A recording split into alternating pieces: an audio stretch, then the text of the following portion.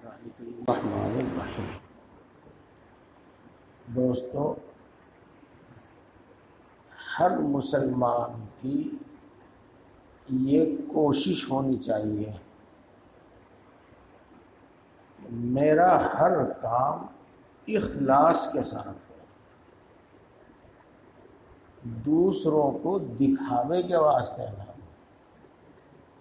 اخلاص کے ساتھ۔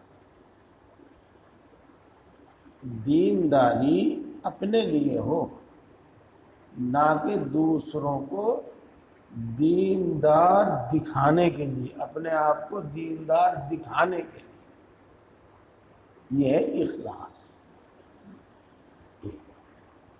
دوسری، ہر کام احسان کے ساتھ۔ احسان کے معنی یہ ہے کہ اللہ کے دھیان کے ساتھ۔ ہر کام شریعت کے مطابق اور ہر کام سنت کے مطابق۔ جو کام شریعت و سنت کے مطابق کریں گے وہ آسان ہوگا، آرام پہنچانے والا ہوگا، نفع پہنچانے والا ہوگا، نقصان سے بچانے والا ہوگا۔ یہ بات نفس نے، شیطان نے، دوسروں نے ہمارے دل میں بٹھا دی ہے کہ بھائی دینداری مشکل ہے، دیندار بننا مشکل ہے، اور یہ تو اللہ والوں کا کام ہے، ہم دنیا داروں کا کام سے کام نہیں۔ ہر کام ہمارے اپنے فائدے کے واسطے ہے، اور دنیا کا جو بھی کوئی کام ہے اس کے کام کرنے کا جو اچھے سے اچھا طریقہ ہے وہ ہمیں شریعت نے بتایا ہے۔ یہ بات میں نے آپ کو بتائی، اب آپ سنو، انشاءاللہ آپ کو خود محسوس ہو جائے گا۔ گھر میں کھانے کی چیز حساب سے پکاؤ، ہندوستان کی عورتوں کی طرح اندھا دھند مت پکایا کرو کہ 8 دن کا سامان 4 ہی دن میں ختم ہو جائے۔ دیکھو، یہ بات آپ کو ایک معمولی سی مان دکھائی دے رہی ہوگی، لیکن ہر گھر میں تو میں کہتا نہیں، اکثر گھروں میں دیکھنا، ہاں کھایا، چاول بچ گئے پھینک دیے، سالن بچ گیا پھینک دیا، روٹی بچ گئی رکھ دی اٹھا کے باسی سوکھی، پھر کیا کیا، سستے میں بیچ دی۔ یہ تو اپنی جان محنت کی کمائی ہوئی چیز کو برباد کرنا ہے، اللہ کی دی ہوئی نعمت کو برباد کرنا ہے۔ ایسا نہیں، بلکہ جتنا اپنے گھر کا خرچ ہو اتنا بنا لو، پھر جتنا کھانا ہو اتنا لو، اور مان لو اگر کسی کے سامنے بچ ہی گیا ہے تو دوسرا کھا لے، سنت ہے۔ یہ مسلمانوں میں چھوت چھات نہیں ہے کہ وہ پھینک دو، ایک دوسرے کا بچا ہوا کھاتے ہی نہیں۔ اب دیکھو، غور کرو، یہ تعلیم کیسی ہے، ہماری سہولت کے لیے، یہ ہمارے نقصان کے لیے۔ کھانے سے فارغ ہو کر اپنے روزی دینے والے کا شکر بجا لاؤ، اور اسی طرح پانی پینے کے بعد دیکھو، اول تو کھانے کی سنتیں یاد کرو اور ان کے مطابق کھاؤ۔ یہ مت سوچنا کہ کچھ کام بڑھ جاوے گا، نہیں، کام کچھ نہیں پڑے گا، بس وہ تو ایک طریقہ ہے۔ جی آگے آئے گا ویسے کھانے سے پہلے ہاتھ ضرور دھو، چاہے تم نے ابھی وضو کیا ہو، کھانا شروع کرنے سے پہلے ہاتھ دھو۔ کلی کرنا چاہو کر لو، نہ کرنا چاہو نہیں، کلی سنت نہیں، ہاتھ دھونا سنت ہے۔ اور پھر کھانے کے آداب ہیں، اس میں بھی آ رہے ہیں آگے، اس کے مطابق کھانا کھاؤ۔ مگر کل عصر کے بعد آپ نے سنا تھا خوب تن کر کھانا مت کھاؤ، یہ بہت سی بیماریوں خرابیوں کی جڑ ہے۔ بلکہ کچھ تھوڑی سی بھوک باقی ہو تو چھوڑ دو، اور کھانا کھانے کے بعد اللہ تبارک و تعالیٰ کا شکر ادا کرو۔ مشہور دعا ہے، اس کے ترجمے کے ساتھ، ترجمے کے دھیان کے ساتھ پڑھ دو، الحمدللہ الذی اطعمنا وسقانا وجعلنا مسلمین۔ تمام تعریفات اس کے لیے ہیں جس نے ہمیں کھانا کھلایا اور جس نے ہمیں پلایا، جو بھی پلایا، دودھ، چائے، پانی، اور ہمیں مسلمان بنایا۔ دعائیں اور بھی ہیں، وہ دعائیں یاد کرو اور انہیں پڑھنے کی عادت ڈالو۔ دعا پڑھنے میں نہ آپ کا کوئی وقت خرچ ہوگا نہ محنت۔ آپ اسی طرح دسترخوان اٹھا رہے ہیں، دعا پڑھ دیں گے، برتن اٹھا رہے ہیں، دعا پڑھ رہے ہیں، اٹھ کر ہاتھ دھونے کے لیے چلے، دعا پڑھ رہے ہیں۔ یہی ہے شکر بجا لانا۔ پانی پی کر بھی اللہ تعالیٰ کا شکر بجا لاؤ۔ ویسے تو اس کی ایک مستقل دعا ہے، لیکن کم سے کم الحمدللہ تو کہیں بھی آتا ہے۔ بسم اللہ الرحمن الرحیم کہہ کر یا صرف بسم اللہ کہہ کر پانی پیو، اور 3 سانس میں پانی پیو، اور اس کے بیٹھ کر پیو، اور اس کے بعد کم سے کم الحمدللہ کہیں۔ اور رسول اللہ صلی اللہ علیہ وسلم تو یہ دعا بھی پڑھا کرتے تھے۔ دیکھو میں نے کیا لفظ استعمال کیا، یہ دعا بھی پڑھا کرتے تھے۔ اور دعائیں بہت ساری ہیں، ایک یاد کر لو، آپ کے لیے وہ کافی ہے۔ الحمدللہ الذی سقانا عذبا فراتا برحمتہ ولم یجعلہ ملحا اجاجا بذنوبنا۔ اللہ تبارک و تعالیٰ نے ہم کو خوشگوار پانی پلایا جو پینے میں اچھا لگے، آسانی سے حلق کے نیچے اترے۔ سقانا عذبا فراتا برحمتہ، اپنی رحمت سے۔ کس میں طاقت ہے کہ پانی پیدا کر سکے؟ پیدا کرنا تو کسی کے بس کی بات ہی نہیں، لیکن ہر وقت پانی مہیا رہے، یہ تمام اسباب بھی اللہ تبارک و تعالیٰ ہی مہیا کرواتا ہے۔ اپنی رحمت سے خوشگوار پانی پلایا، اور ہمارے گناہ اور نافرمانی کی وجہ سے اس کو کڑوا اور کھارا نہیں بنا دیا۔ تمام تعریف کا مستحق وہ ہے جس نے ہم کو خوشگوار پانی پلایا، میٹھا پانی پلایا، اور ہمارے گناہوں کی وجہ سے اس کو کڑوا اور کھاری نہیں بنایا۔ یہ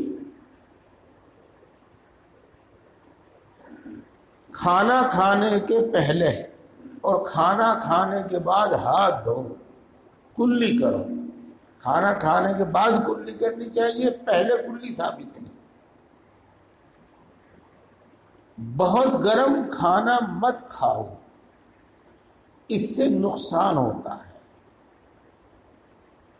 مہمان کی خاطر مدارات کیا کرو، ایک روز کسی قدر تکلف کے ساتھ اچھا کھانا کھلایا کرو، اور 3 دن تک اس کا مہمانی کا حق ہے۔ مہمان کو بھی مناسب نہیں کہ کسی کے گھر جم کر ہی پڑ جاوے اور وہ تنگ آ جاوے۔ خیر اس میں تو کچھ بتانے کی ضرورت ہی نہیں ہے، چونکہ اب تو ہم ٹھہرتے بھی نہیں، بس اب تو تھوڑی بہت دیر کے لیے جانا جہاں جانا۔ کھانا سب مل کر کھاؤ، اس میں برکت ہوتی ہے۔ جب کھانا کھا چکو تو پہلے دسترخوان اٹھا دو، خود اس کو چھوڑ کر اٹھنا ادب کے خلاف ہے۔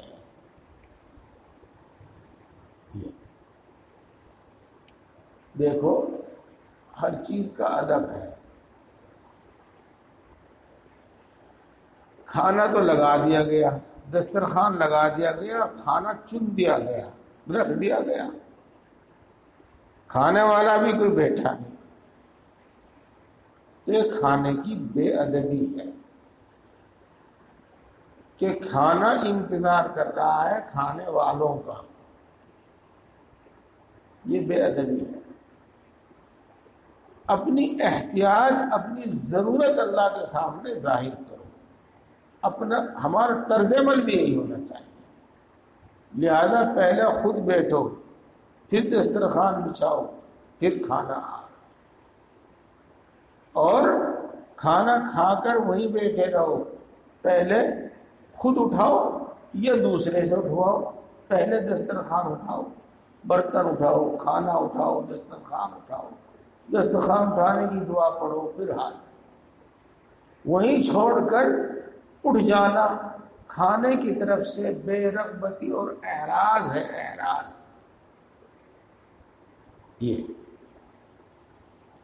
دوبارہ پڑھتا ہوں، جب کھانا کھا چکو تو پہلے دسترخوان اٹھاؤ، خود اس کو چھوڑ کر اٹھنا ادب کے خلاف ہے۔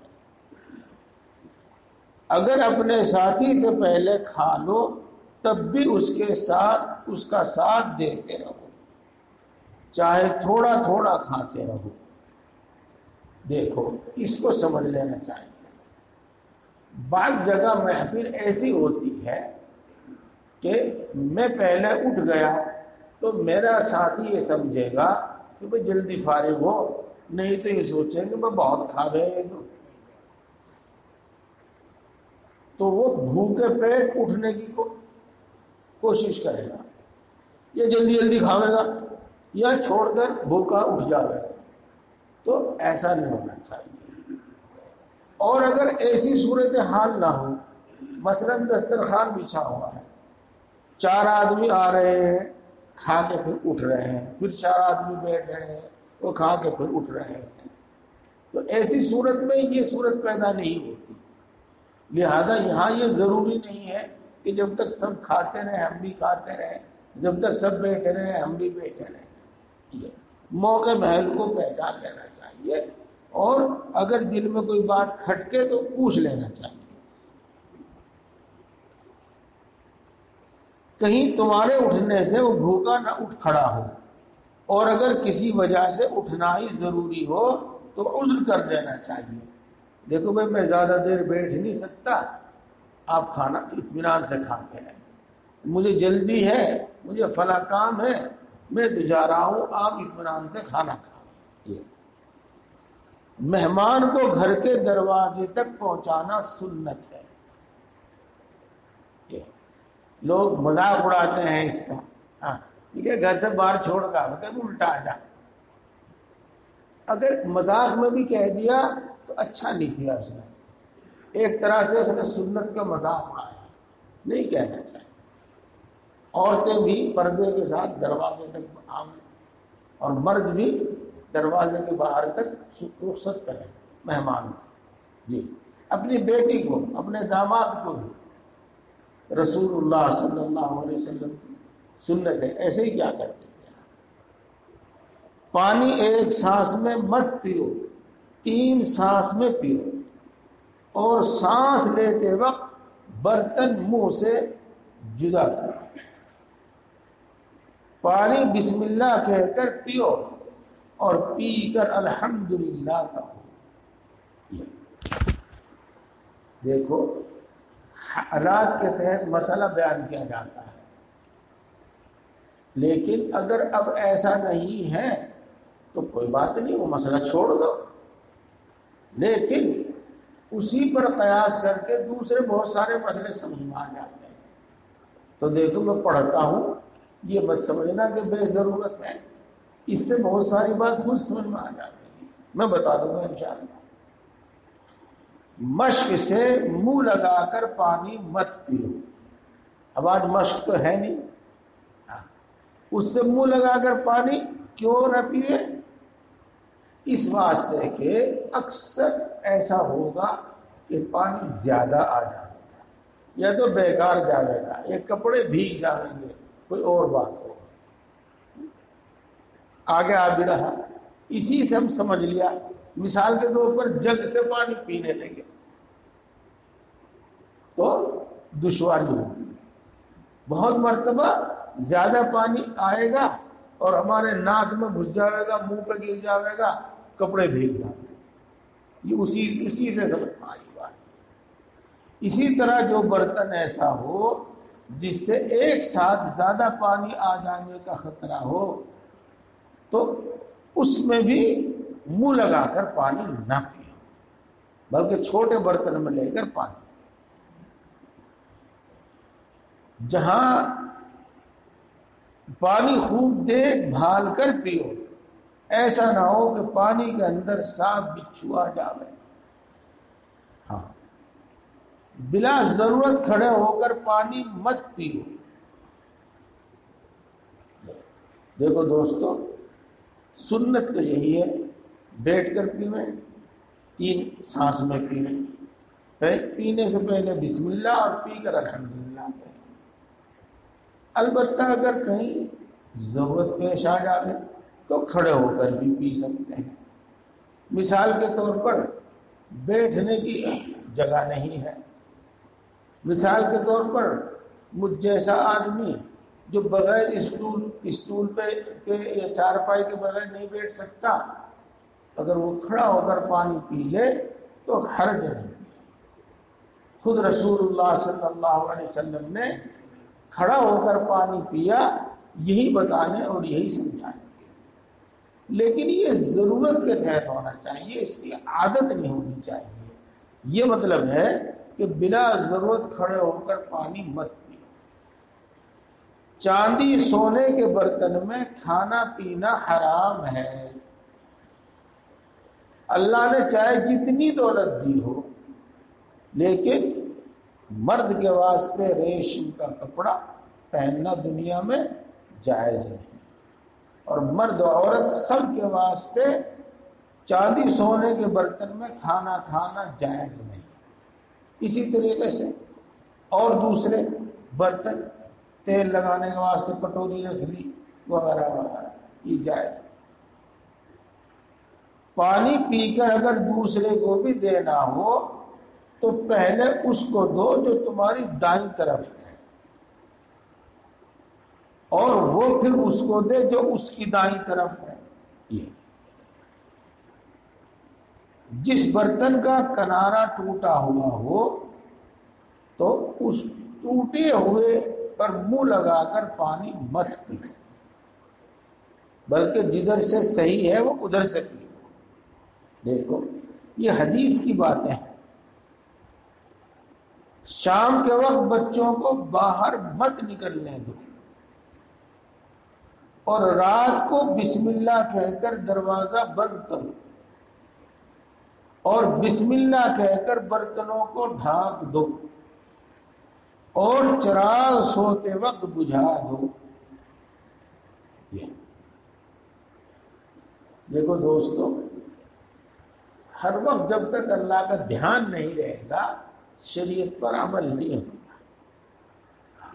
ہمیں اتنا دھیان رہے اور ایسی عادت بن جاوے کہ جب دروازہ بند کرے تو زبان سے بسم اللہ خود ہی جاری ہو جائے، اس کی عادت ڈالو۔ یہاں جو آپ حضرات تشریف لاتے ہیں، ہاں، اس کو خانقاہ بھی کہہ دیتے ہیں، سلوک بھی کہہ دیتے ہیں۔ اس کا مطلب یہی ہے کہ دین پر عمل کرنا ہماری عادت ہو جائے، احسان اخلاص کے ساتھ، شریعت و سنت کے ساتھ کام کریں۔ بسم اللہ کہہ کے دروازہ بند کرو، برتن کھلا مت چھوڑو، جس میں کوئی چیز رکھی ہوئی ہو وہ کھلی مت چھوڑو، چراغ بجھا دو۔ آج تو بجلی جل رہی ہے، چراغ کم۔ دیکھو دوستو، پہلی بات تو یہ ہے کہ چراغ میں تو یہ اندیشہ، یہ خطرہ تھا کہ کسی بھی سبب سے سامان میں آگ نہ لگ جائے، اور ایسا ہو جاتا ہے۔ اور اب یہ خطرہ تو ہے نہیں، لیکن اب بھی جب ہم سو رہے ہیں اور روشنی کی ضرورت نہیں ہے تو یہ فضول خرچی ہے، اور فضول خرچی کبیرہ گناہ ہے۔ لہذا کوئی چھوٹا بلب جس سے بقدر ضرورت روشنی ہو جائے تو ٹھیک، لیکن بلب کھلے چھوڑ کر خوب روشنی میں مت سو، فضول خرچی بھی ہے اور صحت کے لیے بھی غلط ہے۔ کھانے پینے کی چیز کسی کے پاس لے جاؤ تو ڈھانک کر لے جاؤ۔ سوتے وقت آگ کھلی مت چھوڑو، بجھا دو، یہ اچھی طرح دبا دو۔ ہاں، اب تو آگ نہیں رہی، لیکن اب پہلے سے بھی زیادہ احتیاط کی ضرورت ہے گیس میں۔ جی ہاں، مردوں کو ٹخنوں سے نیچے کرتا، پائجامہ، لنگی وغیرہ پہننا حرام ہے۔ اس کو معمولی بات سمجھتے ہیں۔ ایک صحابی تھے، ان کا نام مجھے اچھی طرح یاد نہیں، یاد تو ہے لیکن اچھی طرح یاد نہیں، اس لیے میں نام لیتا نہیں۔ وہ گاؤں کے رہنے والے تھے، بکثرت بار بار رسول اللہ صلی اللہ علیہ وسلم کی خدمت میں حاضر ہوتے تھے، اور جب بھی آتے تھے تو کھیتی کا، گاؤں کا کوئی تحفہ لے کر آتے تھے۔ مثال کے طور پر کہہ دوں، کبھی امرود لے کے آئے، کبھی بینگن لے کر آئے، یعنی کچھ نہ کچھ ایسی چیز کھیتی باڑی کی وہ لے کر آتے تھے۔ اور جب وہ جاتے تھے تو رسول اللہ صلی اللہ علیہ وسلم بھی کچھ نہ کچھ ان کو عنایت فرماتے تھے۔ اسی واسطے رسول اللہ صلی اللہ علیہ وسلم فرمایا کرتے تھے کہ یہ ہمارا گاؤں ہے اور ہم اس کا شہر ہیں۔ یہ محبت کی ایسا فرما رہے تھے۔ مجھے آپ کو اگلا قصہ سنانا ہے۔ یہ صحابی ایک دن رسول اللہ صلی اللہ علیہ وسلم سے رخصت ہو کر چلے، بازار میں کھڑے ہوئے تھے، تو اس محبت اور تعلق بے تکلفی کی وجہ سے جو رسول اللہ صلی اللہ علیہ وسلم کو تھی، ہاں، آپ صلی اللہ علیہ وسلم ان کے پیچھے گئے اور ان کی یوں پیشانی پر ہاتھ رکھ کے کھڑے ہو گئے، آنکھیں نہیں، پیشانی، اور ایسا کر دیا جو ادھر ادھر نہ دیکھ سکے۔ وہ کہتے رہے کون ہے بھائی، کون ہے بھائی، کون ہے بھائی، خیر پھر پہچانا ہوں۔ اس کے بعد رسول اللہ صلی اللہ علیہ وسلم نے فرمایا یہ تمہاری جو لنگی ہے ٹخنوں سے نیچے ہے، اس کو اوپر کر لو۔ انہوں نے کہا، ان صحابی نے کہا، اے اللہ کے رسول، یہ کوئی قیمتی لنگی نہیں، یہ تو بے قیمت سی ہے، گھٹیا سی ہے، اگر خراب ہوگی تو ہو جانے دو، اور پھٹے گی تو پھٹنے دو۔ ہاں، یعنی اس کو اوپر کرنے کی کوئی ضرورت نہیں ہے، یہ کہا ان صحابی نے۔ تو دیکھو رسول اللہ صلی اللہ علیہ وسلم نے بحث لمبی نہیں کری اور ان کو سمجھانے کی کوشش نہیں فرمائی، بلکہ کیا فرمایا، میں تمہارے واسطے نمونہ نہیں ہوں، جیسا میں کر رہا ہوں ایسا کرنے میں تمہیں کوئی رغبت نہیں ہے، یعنی تمہیں ایسا کرنے میں رغبت ہونی چاہیے۔ اس کا کوئی فائدہ، کوئی نقصان تمہاری سمجھ میں نہ بھی آوے تو صرف اس وجہ سے کہ رسول اللہ صلی اللہ علیہ وسلم اونچی رکھتے تھے اپنی لنگی، تم بھی اپنی لنگی اونچی رکھو، تم بھی اپنا پاجامہ اونچا رکھو، کوئی مذاق اڑاوے اڑا دے دو۔ ہاں، یہ سمجھو بات۔ اب میں آپ کو ایک بات بتاتا ہوں، وہاں تک ہم جاتے نہیں، ضرورت ہی نہیں سمجھتے۔ مجھے معاف کیجیے گا، میں بات پیر زیادہ دیر سمیٹ کر رکھ سکتا. شیر کی کھال پر بیٹھنے سے منع کیا گیا ہے. کیوں؟ کہ شیر کی کھال پر بیٹھنے سے تکبر پیدا ہوتا ہے، منع کیا گیا. اور میں عرض کر دوں، جس طرح تمام چیزوں کی خاصیت ہے، یہ میٹھا ہے، یہ کھٹا ہے، یہ گرم ہے، یہ ٹھنڈا ہے، اس میں کیلشیم ہے، اس میں پوٹاسین ہے، اس میں فلاں ہے، اس میں فلاں ہے وغیرہ، ایسے ہی اعمال کی بھی خاصیت ہے. اور انبیاء کرام علیہ السلام اس کو جانتے ہیں. تو تکبر پیدا ہوتا ہے شیر کی کھال پر بیٹھنے سے، اس لیے منع فرمایا. اور تکبر کو کوئی معمولی برائی نہ سمجھو، یہ تمام برائیوں کی جڑ ہے. ایسے ہی میرے بزرگوں دوستو، ٹخنے سے نیچے پاجامہ، لنگی، پینٹ، جو بھی کچھ پہنے آپ، اس کے رکھنے سے تکبر پیدا ہوتا ہے. یہ نیت نہ بھی ہو تب بھی تکبر پیدا ہوتا ہے. ہاں کوئی مسئلہ ہے کہ ایک آدمی لنگی باندھتا ہے، پاجامہ پہنتا ہے، پیٹ بڑا ہو گیا ہے، اب اوپر باندھے تو دقت ہو، بار بار نیچے کو سرکتا ہے، تو ٹخنے سے نیچے ہو گیا تو بات الگ ہے. نہیں تو پاجامہ چھوٹا سلواؤ، لنگی اہتمام سے اسے باندھو، ٹخنے بالکل صاف طور سے دکھائی دینے چاہیے، اور کچھ اونچے ہو تو اور اچھا ہے. یہ بات پوری ہوگی. اپنی ماں بہنوں بیٹیوں کو ہدایت کرو، نصیحت کرو کہ ٹخنے چھپا کر رکھیں. ان کے لیے یہ پنڈلی کھولنا اور ٹخنے سے اوپر کا یہ حصہ کھولنا حرام ہے، جائز نہیں. ان کو اب معاملہ دوسرا ہو رہا ہے. جی اللہ تعالی ہم کو دین کی صحیح طلب پیدا فرمائے اور دین کو سیکھ کر عمل کرنے کی توفیق عطا فرمائے. وآخر دعوانا